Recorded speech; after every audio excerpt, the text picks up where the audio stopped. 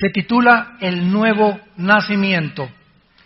El nuevo nacimiento o la regeneración espiritual, que son frases sinónimas. El nuevo nacimiento o la regeneración espiritual. Había un hombre de los fariseos que se llamaba Nicodemo, un principal entre los judíos, o sea, un líder religioso. Este vino a Jesús de noche y le dijo: Rabí, sabemos que has venido de Dios como maestro, porque nadie puede hacer estas señales que tú haces si no está Dios con él. Respondiendo Jesús le dijo: de cierto te digo, que el que no naciere de nuevo no puede ver el reino de Dios. Nicodemo le dijo: ¿cómo puede un hombre nacer siendo viejo? ¿Puede acaso entrar por segunda vez en el vientre de su madre y nacer? Respondió Jesús: de cierto te digo, que el que no naciere de agua y del Espíritu no puede entrar en el reino de Dios.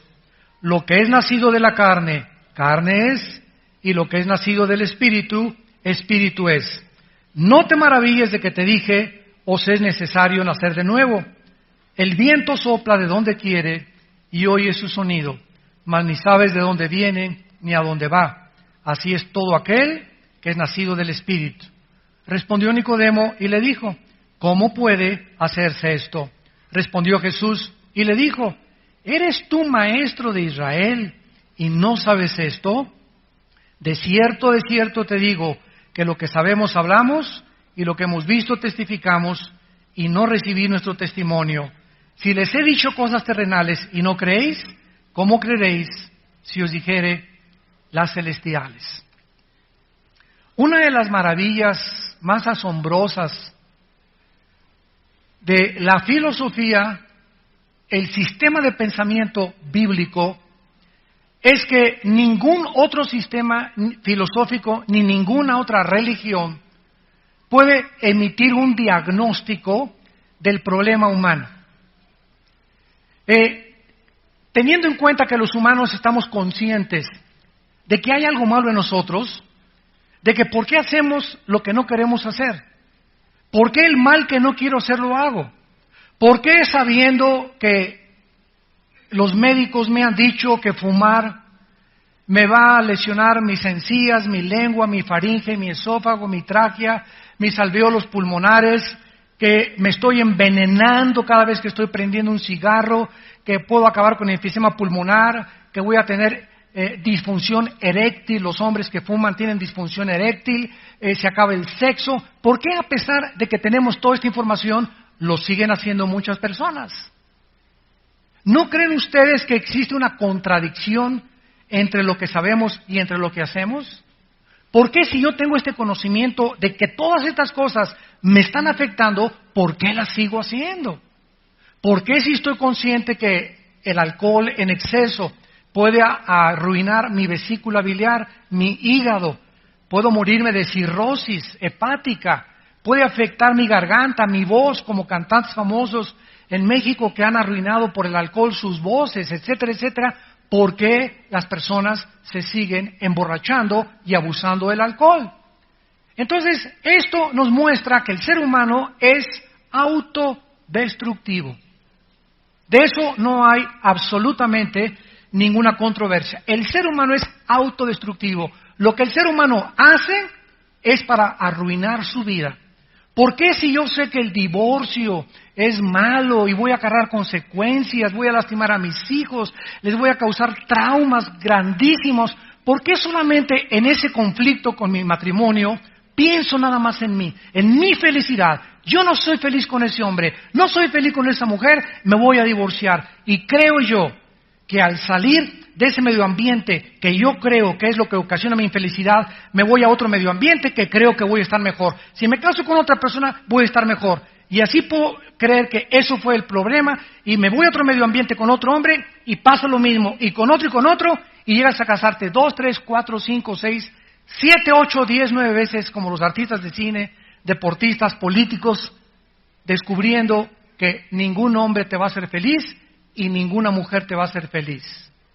¿Por qué? Porque no nos casamos para buscar que alguien nos haga felices, nos casamos para que nosotros tratemos de hacer feliz a la persona con la cual nos casamos. Y si tú crees que te casaste para que te hicieran feliz, pues no has entendido, ¿verdad?, lo que significa que sin sacrificio no puede haber bendición de Dios. Entonces, ese egoísmo, esa ambición, esa avaricia, esa autodestrucción del ser humano, ¿de dónde proviene? Bueno, los hombres no tenían la Biblia.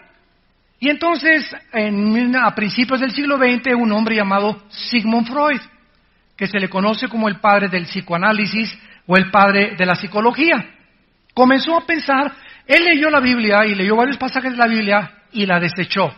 Digo, no, el problema no puede ser así, el problema tiene que estar en la psique, en la mente.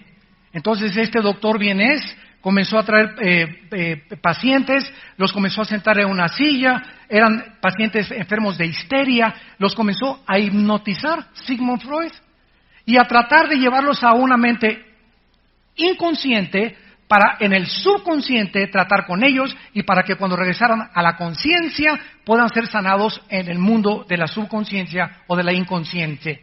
Lo que le llaman en la psicología el gran yo, etcétera, etcétera, o los problemas que él creyó que venían de la sexualidad infantil o del medio ambiente. Entonces Freud se levantaba a las 2, 3 de la mañana, neurótico, bañado en sudor, decía a su esposa que tenía apariciones igual que Hitler, que tenía visiones, etcétera, etcétera, y entonces entró la psicología en el siglo XX a sustituir el mensaje que Dios tenía en la palabra. Vamos a tratar de solucionar una persona que es neurótica, maníaca, depresiva, esquizofrénica, psicótica a través de un psicoanálisis. Vamos a analizarla mentalmente y entonces llegas con el psicólogo, el psiquiatra. ¿Y qué te pasa? Pues mira, mi infancia, mi mamá le decían la leona de Lerma, mi papá el tigre de Santa Julia. Me fui huérfana, fui abusada por mi papá, o me violó mi tío, o cuando era niña me pasó estas cosas. Entonces la psiquiatría o la psicología comienza a deducir o a tratar de diagnosticar una terapia para esos daños emocionales, traumáticos, mentales que ocasionaron, que hemos sido todos los seres humanos lastimados por alguien o por algo en nuestra vida pasada. Todos los cristianos hemos sido de diferentes formas lastimados en la vida. Desilusiones, traiciones, persecución, divorcios, rechazo. Entonces venimos lastimados a la cruz. Entonces el psicólogo o el psiquiatra no tiene, escúcheme con mucho cuidado, desgraciadamente, ninguna terapia para sanar tu psicosis, tu esquizofrenia, tu manía depresiva, etcétera, etcétera, más que con chochos, con pastillas tranquilizantes. Mire, doña Chola, tómese estos 2 chochos y en la noche va a dejar de aullar como coyote. Cuando usted se sienta así, tómese este Ecuanil o tómese estas pastillas de Valium. Pero yo tomo pastillas, me dice mucha persona, prescritas por el doctor. Sí, sin que tú te des cuenta, estás metiéndote, escúchame con mucho cuidado. Y lo hicimos con mucha decencia también para aquellos que tienen la profesión de la psicología o de la psiquiatría. Porque ayuda a la psiquiatría y la psicología cuando usan la Biblia como terapia.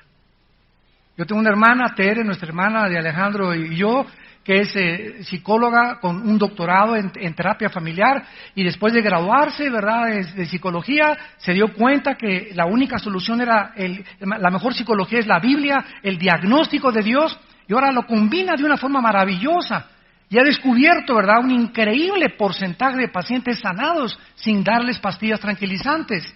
Las pastillas tranquilizantes, ¿qué es lo que te hacen? Bueno, son químicos. Vamos a partir de ahí. Son químicos. Valium, Prozac, Ecuanil, son químicos que entran al sistema del gran simpático, al sistema nervioso y lo afectan. Si eres neurótica, te calma para que la bomba trabaje menos, a menos presión. Pero esos químicos se vuelven adicción tarde o temprano, porque llega el momento en que si no te los tomas, no funcionas. Y en otros casos necesitas cada 6 meses o cada año una dosis más grande y más grande. Sin que te des cuenta, con el tiempo eres una persona adicta a las drogas, porque son drogas. ¿Qué es una droga? Aquello que afecta o altera, no el cuerpo, el sistema emocional y el sistema sentimental de la persona o la mente. Una medicina, ¿verdad?, para el dolor de cabeza es una droga, pero no está afectando mis emociones ni mi sistema nervioso. Pero cuando me vuelvo adicto a una cosa como las pastillas tranquilizantes, me encuentro prisionero y esclavo de drogas que he creído que me van a liberar de mi problema. Entonces el ser humano inventó la psicología.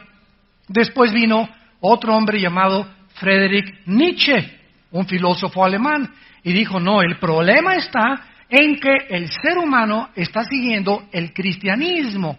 Ese hombre que se llama Jesucristo dijo que teníamos que ser humildes y mansos, y yo digo lo contrario. El hombre no puede ser humilde y manso en el mundo que vive. Dijo Friedrich Nietzsche, el filósofo alemán ateo, que dijo que Dios estaba muerto. El hombre tiene que ser para vencer, tiene que imponerse sobre los demás, y podemos crear una super raza. Pasaron los años y en 1925 un hombre llamado Adolfo Hitler, que se encontraba en la cárcel, escuchó y leyó las lecturas y la filosofía de Friedrich Nietzsche y absorbió la lectura de Nietzsche al partido nazi o al partido socialista alemán para poder incrementar lo que Nietzsche dijo. Y Hitler se convenció, vamos a crear a la raza superaria. Vamos a matar a todos los negritos, vamos a matar a todos los judíos. Alguien le metió en la cabeza que los judíos querían conquistar al mundo y que ellos se iban a apoderar e impedir que él conquistara el mundo. Y comenzó Hitler a creer que podía crear una super raza de seres humanos.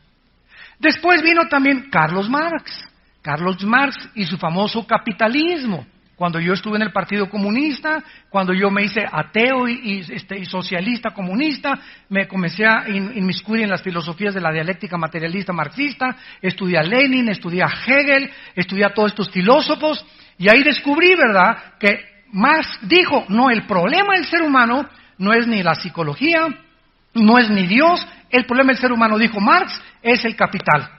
La clase burgués, la clase del proletariado tiene que derrumbar a la clase de la burguesía, y cuando bajemos a los burgueses y les demos pinochetazo, ¿verdad?, a los ricos, entonces el pobre va a poder repartir las riquezas y el capital va a ser una cosa equitativa. Marx se volvió a equivocar, como se equivocó Freud, como se equivocó Nietzsche, en que el problema humano no es el capital, no es la clase proletariada derribando a la clase burguesa para solucionar el problema. El problema del ser humano es que cuando la clase del proletariado, o sea, los pobres, le arrebatan el poder a los ricos, esa clase de los pobres vuelven a cometer el mismo error que los ricos. El más grande ejemplo de este fracaso es Cuba. Cuando derrocaron a Batista, Fidel Castro, y la gente feliz y todas estas cosas, ya no hay dictadura, hay libertad. Y comienzan los nexos con Nikita Khrushchev, y comienzan los nexos con el comunismo y con Rusia, y llega el comunismo a Rusia. Influenciados por eso, comienza el gobierno a monopolizar todo. ¿Y saben lo que hacen? Le ponen una barda a Cuba y dicen, de aquí nadie sale. Cuba se convierte en una prisión, en una cárcel, negándoles a los ciudadanos su libertad de poder manifestar y viajar a donde ellos quisieran. Y ahorita en el siglo XXI es uno de los lugares más pobres del mundo, donde no tienen ni la tecnología. El Internet está comenzando a entrar, no hay ni coches, no hay nada de aquellas cosas de las que el mundo ha progresado a través de la mezcla del capitalismo con los demás sistemas sociales. Entonces nos damos cuenta que fue un fracaso. Esto lo reconoció Mikhail Gorbachev.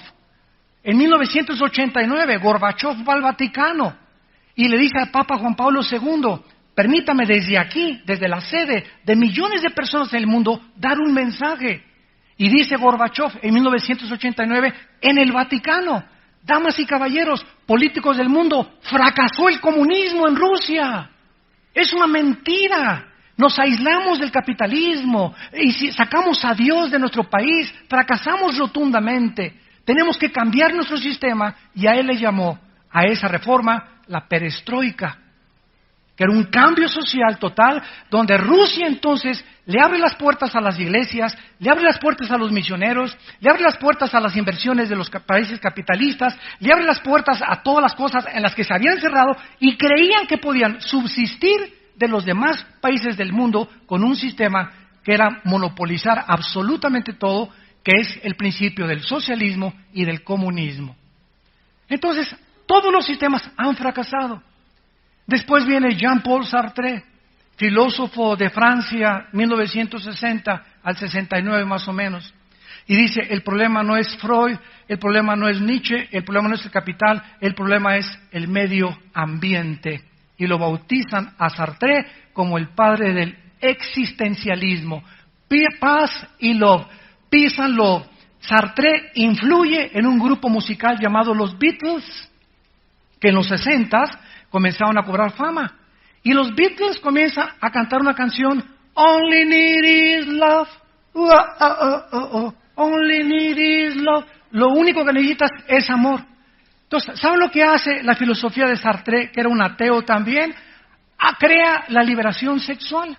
Y entonces comienzan las comunas en los 60s, todos los que vivimos en aquella época, a juntarse 4 muchachas con 10 muchachos y comienzan a hacer niños en las comunidades, en los conciertos que hacían, sin saber ni quién era el papá. ¿Por qué? Porque todo lo que necesitamos es amor, todo lo que se necesita en el mundo es amor. Muera la guerra, peace and love. ¿Sabes una cosa, John Lennon? ¿Sabes una cosa, Sartre? No somos querubines ni estamos en el milenio. No se puede decir solamente es amor, necesitamos policía, necesitamos cárceles, necesitamos soldados, necesitamos luchar contra el pecado. Hay una maldad en el mundo, qué lindo suena, solamente el amor, ahí sí nada más el amor. Alicia en el País de las Maravillas, ni Pinocho creía eso. Y así vemos nosotros como a través de la historia, analizando brevemente los diversos movimientos socialistas, políticos, socioeconómicos, etcétera, etcétera, el mundo ha fracasado. Y el mensaje de la Biblia es que el ser humano tiene algo dentro de él que se llama, no es el medio ambiente, no es la sexualidad, no es el capital, no es la cuestión mental y emocional. El problema del ser humano, la Biblia lo cataloga con una sola palabra que se llama pecado. Pecado. Vamos a Génesis capítulo 1. Y veamos rápidamente, desde el inicio de la creación, no el diagnóstico de estos hombres, que fueron hombres, ni Nietzsche, ni Sartre, ni Freud, ni Marx, ni Hitler, ni nadie, ninguno de ellos ha sido Dios. Ninguno de ellos se puede comparar con Jesucristo, porque a eso vino Jesucristo hace 2000 años, a bajar del cielo y decirnos cuál era el problema y la necesidad intrínseca para que el ser humano pudiera cambiar su forma de conducirse. En Génesis 1, versículo 26 y 27, la Biblia nos revela que Dios hizo al hombre a su imagen y semejanza. ¿Qué significa que fuimos creados a imagen y semejanza de Dios? Significa que Dios pone en el ser humano algo que no puso en los animales. Una vez estábamos, mi esposa y yo, cuando teníamos a nuestro hijo Caleb chiquito, lo llevábamos al pediatra, y siempre que lo acostaba el pediatra en la plancha para medirlo y examinarlo, nos decía el pediatra, ¿verdad? Ven aquí arriba, aquí en el coxis, en las pompas de los niños, que hay como una hendidura. Me decían, ahí teníamos la cola, me dijo. ¿Y cómo que ya teníamos la cola así? O sea, un pediatra de la más alta categoría que se pueden imaginar, con doctorados y todo. Su esposa era cristiana. Y me acuerdo cómo nos reíamos. Ahí tenía la cola. Y le comencé a testificar, y qué cola ni qué 8 cuartos. La atendía tu abuelita, pero no la mía. Entonces, no es la cola lo que nos diferencia del ser humano, ¿verdad? De los animales. No es la crin, nada. La Biblia es el único libro que marca la diferencia y nos revela qué es la diferencia entre los animales y nosotros, los seres humanos. Los animales fueron creados con un cuerpo físico y fueron creados con instintos, síganme con cuidado, no responsables de sus acciones. Los animales no son responsables de sus acciones. Cuando un león mata, no lo meten a la cárcel. Cuando un perro muerde, no lo meten a la cárcel, ¿verdad? Cuando una víbora muerde, es su naturaleza. Cuando un alacrán pica, es su naturaleza. Pero ellos no son responsables de la maldad, el veneno y la fiereza que ellos desarrollan. Y tienen alma los animales. ¿Qué significa que tienen alma? Que tienen sentimientos, tienen emociones y tienen una razón para reconocer a sus amos. Sobre todo delfines, perros y caballos. Y los changos también. Entonces un perro se entristece, un perro mueve la cola, sabes que está contento. Son emociones producidas por el alma. Pero los animales no fueron creados con espíritu. Y la Biblia dice que Dios es, Juan 4:24, espíritu. Entonces Dios pone dentro de nosotros algo que no ponen los animales. Nos pone conciencia de que Él existe. De que hay algo que trasciende este mundo. Babilonios, sumerios, belgas, persas, romanos, griegos, todas las culturas que tú examines en la historia han enterrado a sus muertos, han adorado a algún dios. Si no tienen un dios, lo construyen. Los griegos, el dios Zeus y la diosa Afrodita y estos dioses y estatuas, y nos hemos inclinado ante el sol y ante la luna y van a las pirámides de Teotihuacán, la diosa naturaleza, cargar energía. Sabemos que algo está afuera y que hay un poder trascendental a nuestra existencia. Eso es una conciencia que hasta los ateos tienen. Sin embargo, los seres humanos tenemos esa conciencia que no tienen los animales. Nunca he visto un grupo de conejitos haciendo un servicio religioso. O 10 changos haciendo, alabado sea el Señor, ¿verdad? Tratando de algo allá arriba, les tengo que dar la adoración. No vemos eso, lo tenemos solamente los seres humanos. Y los seres humanos, al ser creados a imagen y semejanza de Dios, Dios pone dentro de nosotros 3 principales ingredientes que se encuentran en el Nuevo Testamento, en el libro de los Efesios, capítulo 4, y dice así. Veamos cuáles son las 3 características principales de lo que significa la imagen de Dios dentro del hombre. En primer lugar, no significa que somos dioses. Por favor, escúchenme. Hay personas que andan diciendo, ¿verdad?, que somos dioses. Los de la nueva era dicen que somos dioses. Los mormones enseñan que somos dioses en evolución. Me he decepcionado de oír hasta predicados cristianos que dicen que somos Jehová pequeños o dioses chiquitos. Y todas estas son barbaridades, son herejías que la Biblia contradice y no enseña. El hecho que seamos creados a imagen y semejanza de Dios no significa que somos dioses, sino que tenemos los atributos que Dios tiene en su naturaleza. Y dice Efesios 4, versículo 24. Vístanse del nuevo hombre. O sea, cuando nacemos de nuevo, recibimos otra vez estas características que perdimos con el pecado en el huerto del Edén. El nuevo hombre fue creado según Dios. Vean los 3 ingredientes: justicia, santidad y verdad. Dios pone dentro de nosotros el sentido de la justicia. ¿Qué significa esto?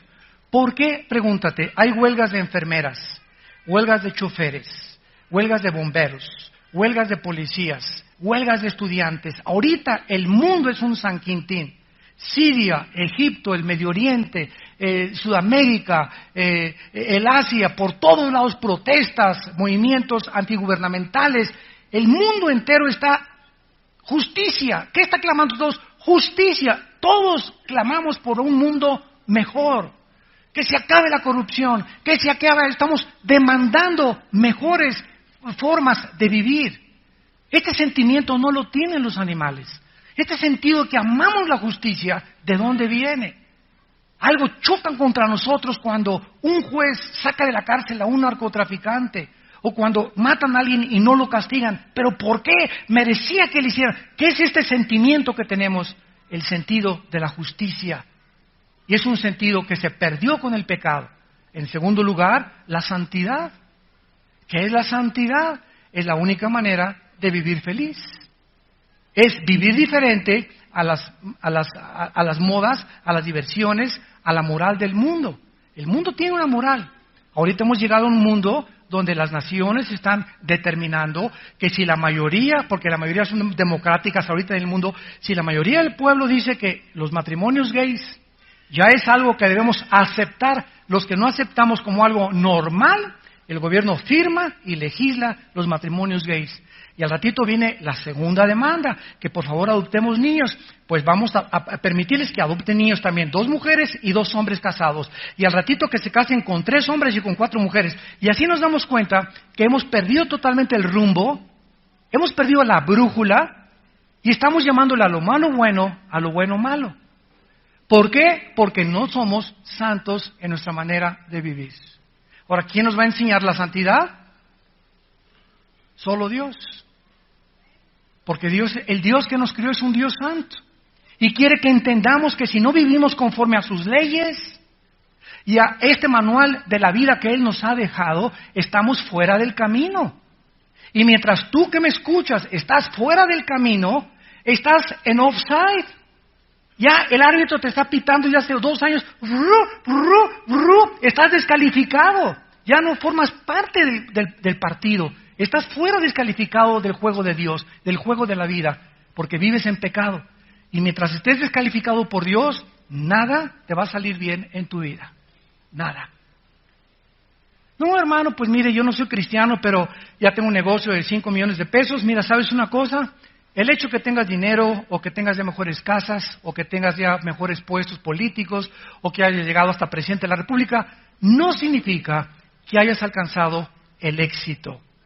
Porque tú puedes llegar a la cima de la fama, eres Miss Belleza Latina, eres Mr. Universo, eres gobernador, lo que tú me quieras. Si tú llegas a la cúspide sin Dios allá arriba, cuando llegues a donde tú crees que es el éxito, mientras más alto hayas llegado, de más alto vas a caer.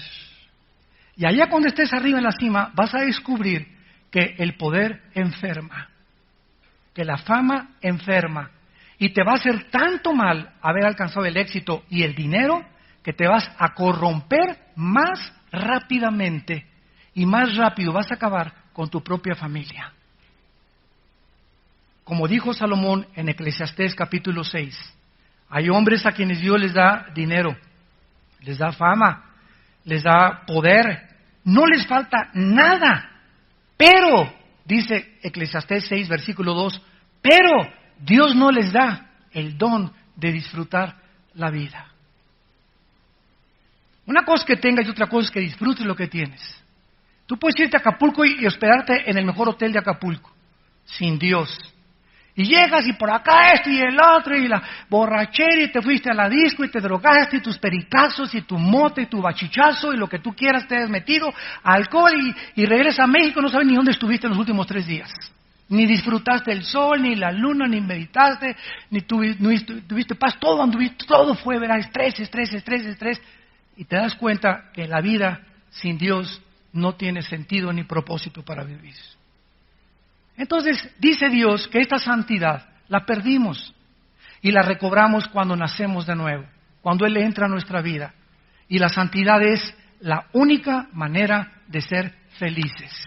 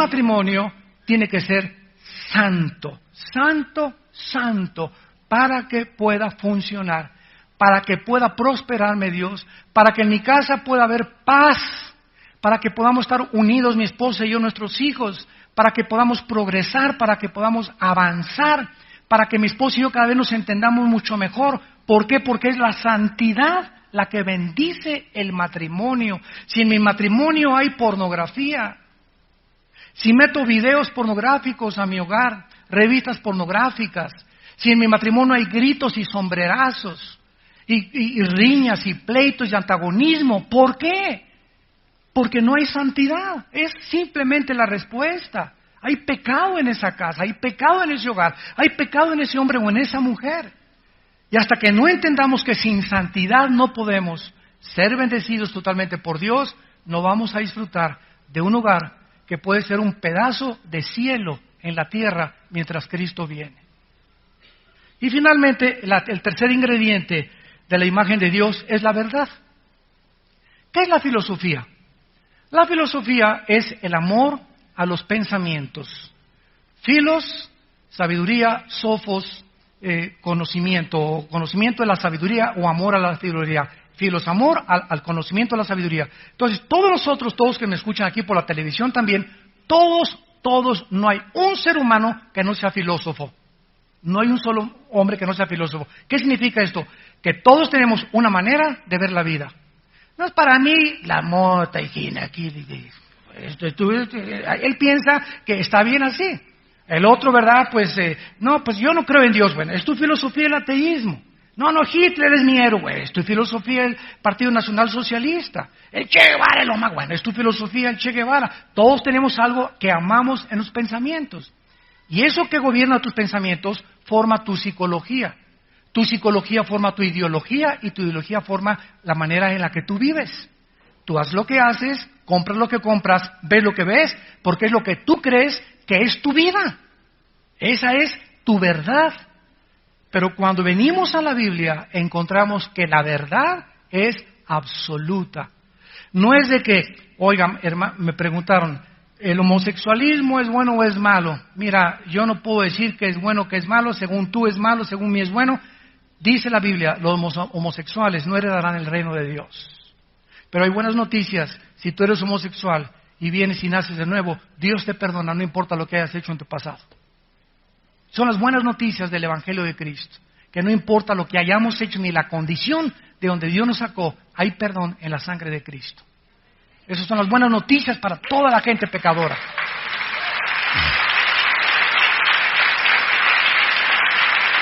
Entonces, ¿de dónde nació los filósofos? En Grecia, en el año 150 o 200 antes de Cristo, se juntaron Sócrates, Demóstenes, Platón, Aristóteles, algunos como Sócrates, que fueron los padres de la filosofía de Alejandro el Magno y de su padre Filipos, etcétera, etcétera.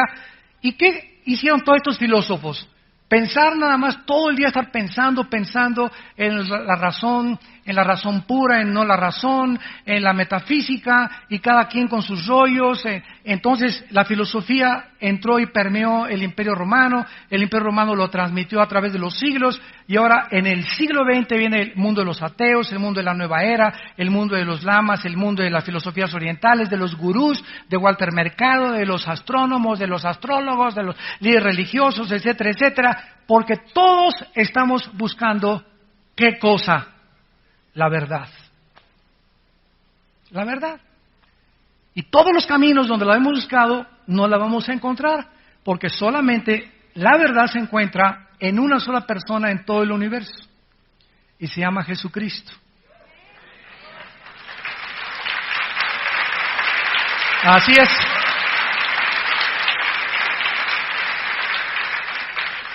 Yo me convertí con este versículo, Juan 14:6. Cuando yo leía, cuando mi hermano Alejandro me prestó la Biblia, cuando yo era ateo y él fue el que me ayudó a encontrar a Cristo, mi hermano Alejandro, que es pastor aquí en esta iglesia, y me dijo, te recomiendo que comiences con Juan. Llegué a Juan 14:6 y dije, Jesús dijo, yo soy el camino, la verdad y la vida. Cuando leí, Jesús dijo, yo soy el camino, la verdad, en ese momento me quedé así como paralizado. Dije, entonces Buda fue mentiroso, Zoroastro fue mentiroso, Mahoma fue mentiroso, todos los líderes han sido mentirosos, porque él dice que él es la única verdad que existe en el universo. Todos los demás han sido verdades relativas. Pero la consistencia de la verdad se encuentra en una persona, en la persona de Jesús. Y eso me hizo comenzar a estudiar la vida de Jesús y descubrir que lo que Él decía y las palabras que Él enseña en la Biblia, nadie las había hablado. Nadie había hablado como Jesús, ni con la autoridad que Jesús habló, ni el mensaje que traía esperanza. Comencé a sentir algo que nunca había sentido en mi vida, paz. Me comencé a sentir tranquilo conmigo mismo. Era un manojo de nervios y de estrés y de odio contra la autoridad, y borracheras y drogas y todo. Y me encuentro, ¿verdad?, con que alguien realmente está resucitado, vive. Y es el único que ha dicho, yo soy la resurrección y la vida. Buda no lo dijo, Mahoma no lo dijo, el Che Guevara no lo dijo, el Dalai Lama el día que se atreva pues que lo demuestre, etcétera, etcétera. Pero Jesús resucitó de los muertos y su resurrección transformó el Imperio Romano y la historia. Cristo no es un personaje mitológico ni fantasioso. La misma historia respalda todas las cosas que están registradas en la Biblia. La arqueología, la antropología, la sociología, todo lo respalda lo que está en la Biblia. Y la historia nos muestra que lo que está en la Biblia, los reyes de la Biblia, los autores de la Biblia, todo sucedió en el tiempo y en el espacio. No estamos hablando de Alicia en el País de las Maravillas, ni de Pinocho, ni de a lo mejor, ni de cuál fumaste, compadre. Muy bien, regresamos entonces al libro del Génesis y nos damos cuenta que el hombre fue creado con el sentido de la justicia, de la santidad y de la verdad. Al nacer de nuevo, al invitar a Cristo a nuestras vidas, buenas noticias, recobramos esto que perdimos. Y entonces ahora que ya soy cristiano, me doy cuenta de la realidad. El cristiano no es ni positivista ni negativista. No somos ni muy positivos ni muy negativos. El cristiano es realista, en medio. Entonces, el cristiano cobra la realidad.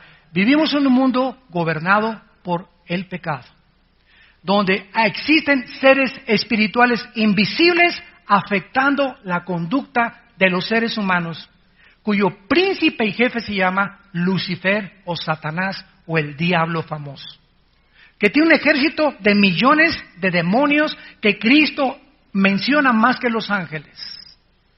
Y cuando Cristo pisa el terreno de nuestro planeta, su primer enfrento es contra los demonios, contra seres que estaban dentro de personas a los cuales Él les habla y se los saca, y la persona recobra sus 5 sentidos.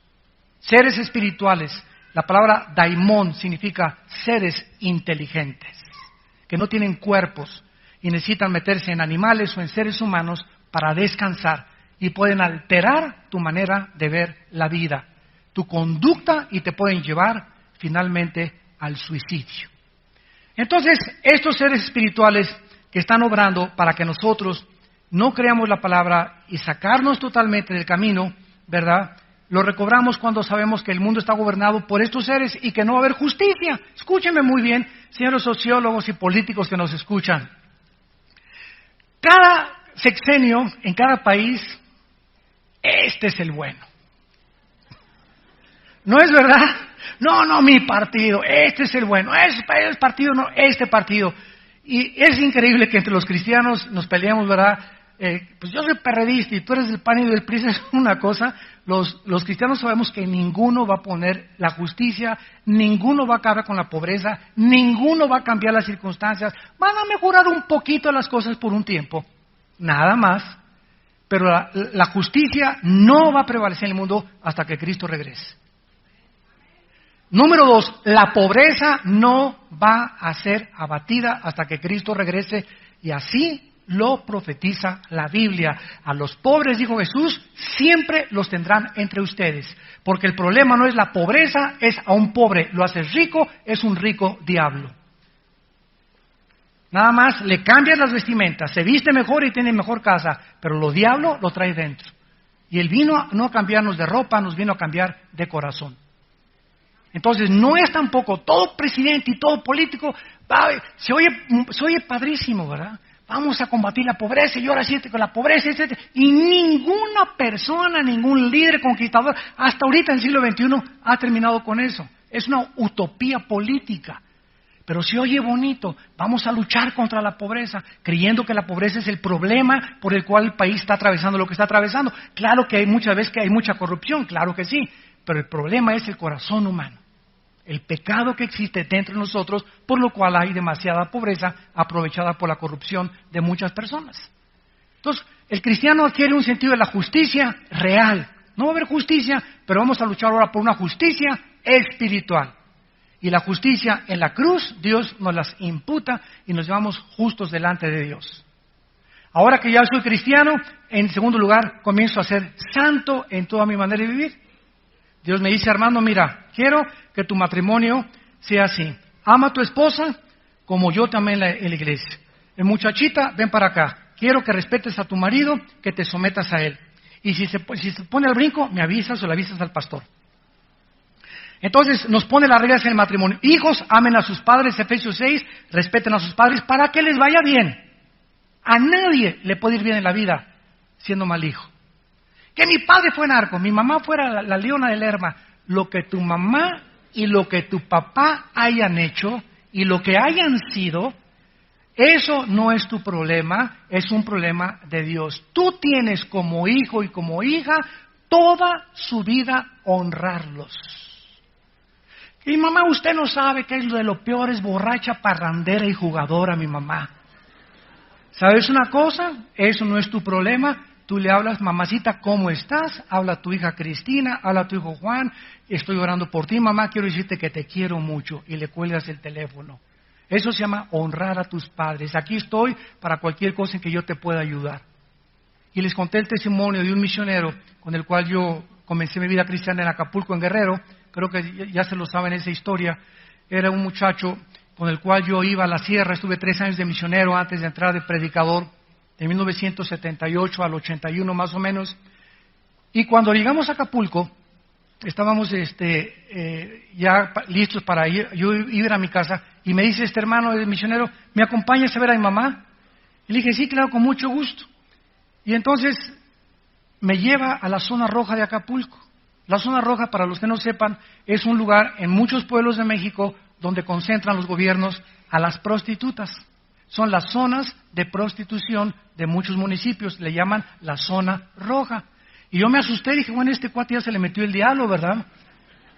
Entramos a la zona roja y me dice, no, es que aquí trabaja mi mamá. ¿Cómo que aquí trabaja tu mamá? Sí, aquí trabaja mi mamá. Y le vengo a traer de comer. Bueno, y entramos así con una especie como de disco, de cantina, eran como las 11, 12 del día, desde luego que no había mucho trabajo, y estaba una señora así tirada en la barra, así con una crudota tremenda, y se acerca mi hermano en Cristo, me reservo su nombre, y la abraza a ella, mamita, ¿qué estás haciendo aquí? Ay, déjame la comida, aquí te la dejo, mamita, mira, tengo este dinero también si te sirve, oró por ella así como estaba, ¿verdad? Padre, bendícela, guárdala de todo mal, te quiero mucho, mamá. Sí, ya vete. Y ya nos fuimos. Y entonces cuando yo salí de ahí, me di cuenta, ¿verdad? Me abrió los ojos Dios, y Él me dijo, Armando, tenemos que amar a nuestros padres como son. Como son. Escuchen. A los 3 años, en 1983, esta señora, mamá de este misionero, amigo mío, que me ayudó en mi vida cristiana al principio, se convierte a Jesucristo por el testimonio de su hijo. Esta mujer ahorita es misionera en Centroamérica. Misionera. Siendo ex prostituta. Y habiéndole dado mal, y cada vez que me la encuentro y voy yo a Centroamérica, me reservo también el lugar donde está, ¿verdad? Armando, ¿cómo estás? 2 veces me dijo, no puedo aguantar tanta culpa. Acuérdate que si tus pecados fueran como el carbón, ya fuiste perdonado por la sangre de Cristo, y si Dios te perdonó, no te atrevas a regresar a tu pasado. Lo que hemos sido está muerto con Cristo en la cruz. Esa es la gracia. La gracia de Dios.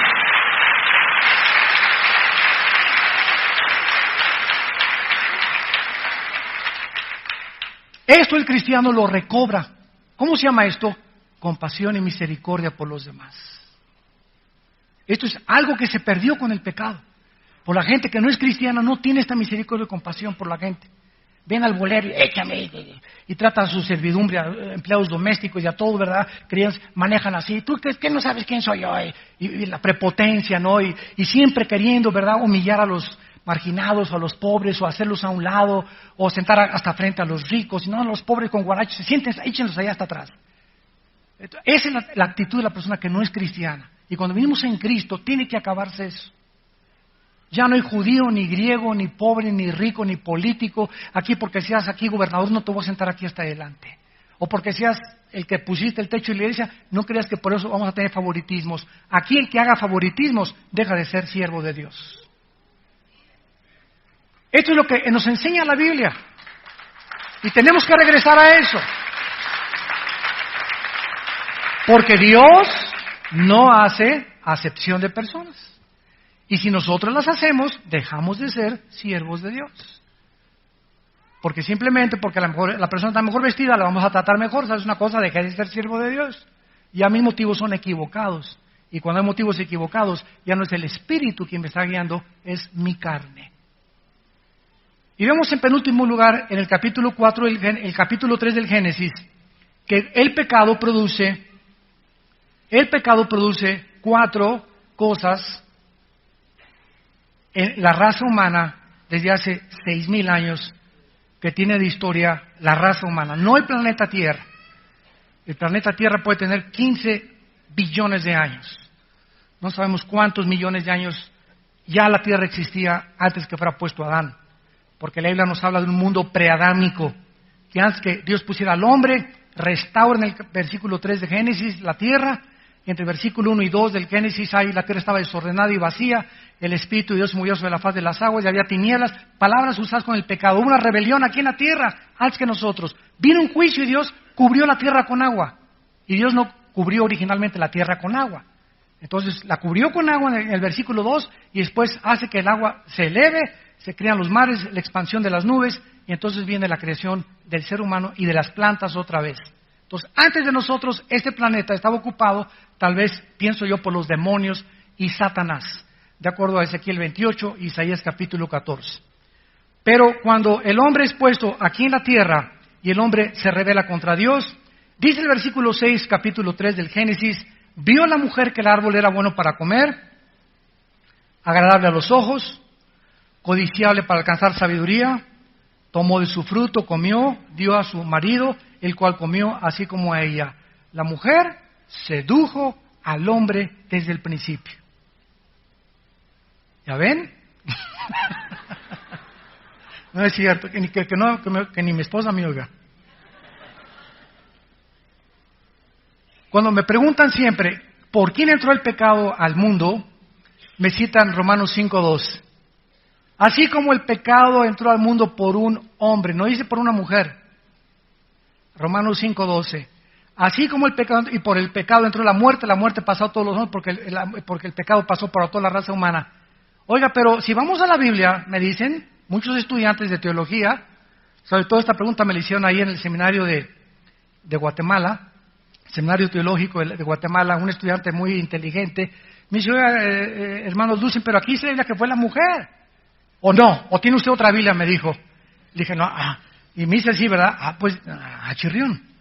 De veras, ¿verdad? Aquí dice eso, ¿verdad? Fue la mujer, la primera que pecó, y ella le dio al hombre. ¿Y porque dice la Biblia entonces que por el hombre entró el pecado? Muy bien. La palabra cuando dice que por entró el pecado a un hombre, significa lo siguiente. La mujer es la que peca, pero el hombre es el que transmite el pecado a través de la semilla, del esperma.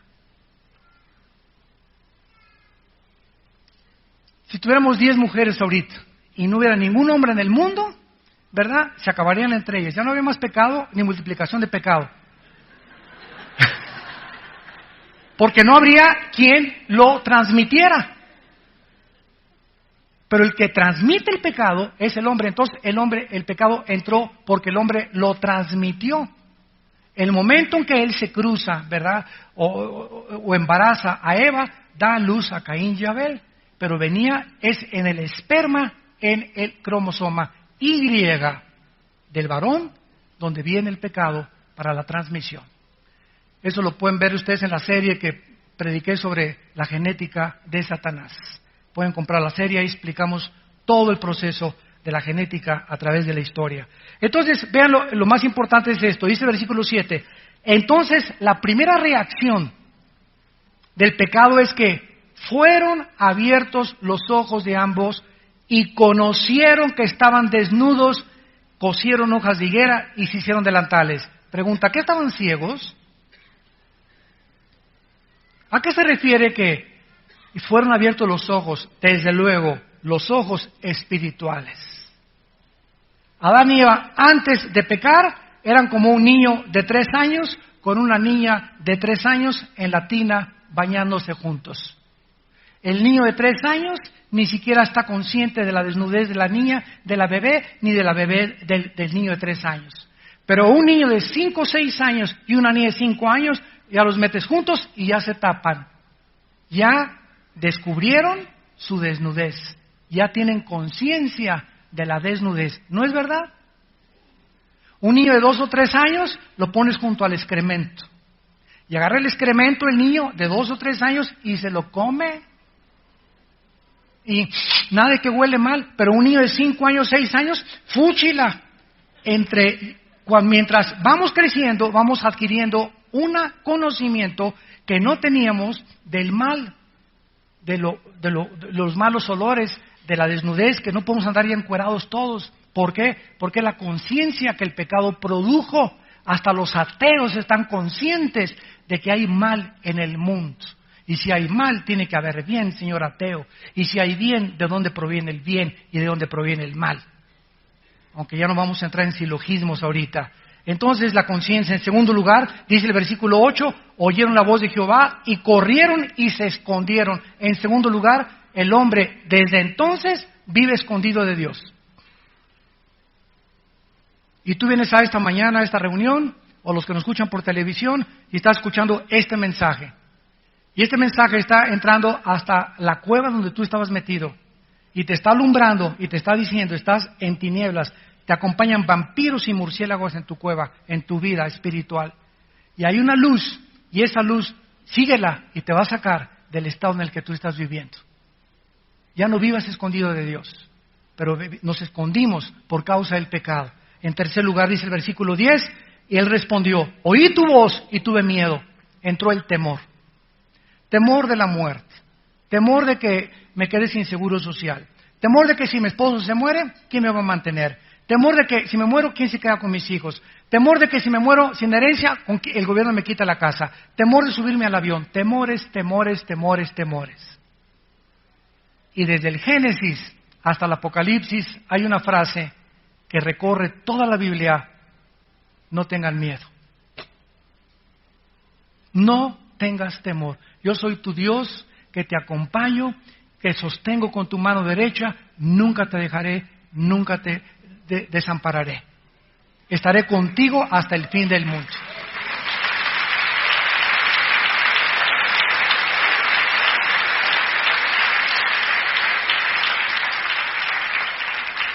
Y para terminar, Cristo viene al mundo y se encuentra al hombre más religioso de aquella época, Nicodemo. El hipocritón de Nicodemo viene de noche a Jesús, porque se había corrido el rumor de que cualquiera que aceptara a Cristo como el Mesías, lo expulsaran de las sinagogas. Juan capítulo 9. Entonces viene de noche. Y le dice, mira, Rabí, yo sé que vienes de Dios y ya no lo deja hablar Cristo. Juan 3, nuestro pasaje. ¿Y qué le dice Cristo a Nicodemo? Ni tu religión, Nicodemo, ni tus buenas obras, ni tus peregrinaciones, ni los santos óleos que te echen antes de morir, ni tus viajes a la villa, ni tus ofrendas ni veladoras a los santitos, nada te va a hacer que entres al reino de los cielos. Tienes que nacer de nuevo. Y ese es el mensaje del Evangelio. Tenemos que nacer porque nuestra naturaleza está corrompida desde que nacemos. Traemos el mal desde que nacemos. Somos autodestructivos. Si tú no lo consideras cierto, es el único diagnóstico verdadero que existe en el mundo acerca de la condición de la raza humana. Por eso tienes que nacer de nuevo hoy que estás escuchando este mensaje. Y este nacimiento lo produce el agua, que es la palabra de Dios, y el Espíritu Santo. El Espíritu Santo usa la Biblia para que tú puedas volver a nacer y tener otra vez la justicia, la verdad y la santidad en tu vida, en tu matrimonio y en tu familia. Gracias por tu palabra, Señor. Te adoramos y te bendecimos porque eres santo, santo, santo. Y sin esta santidad no podremos jamás ver las verdades ni tener la iluminación del Espíritu Santo. Te pedimos en el nombre de Jesús que estas verdades que hemos escuchado de tu palabra hayan penetrado como una espada de dos filos lo más profundo de nuestra alma y que nos hayan dado la conciencia de que somos pecadores, que te necesitamos y que no podemos seguir luchando contra ti. En esta mañana Dios te pide que nazcas de nuevo. Necesitas un nacimiento del Espíritu. Ya no regresar al vientre de tu madre, como Nicodemo creyó equivocadamente. Esto lo enseña la reencarnación. Pero no existe la reencarnación de acuerdo a la Biblia. Cristo no estaba hablando de la carne, de regresar otra vez a nacer en un animal o transmigración del alma. Cristo estaba hablando de nacer de arriba, del cielo, por el poder y la obra de Dios. Porque a todos los que le recibieron y a todos los que en esta mañana crean en Él, Dios les dará el poder de ser llamados hijos e hijas de Dios. Vengan a la cruz, acepten el perdón de pecados que Dios nos ha dado, el diagnóstico de Dios, y sé sano y sé salvo junto con tu familia. Bendecimos en esta mañana todas las personas y les pedimos a todos ustedes que quieran nacer de nuevo, invitar a Cristo a su corazón, diciéndole estas palabras. Señor, te pido en esta mañana que produzcas dentro de mí el volver a nacer. Necesito volver otra vez a resucitar espiritualmente.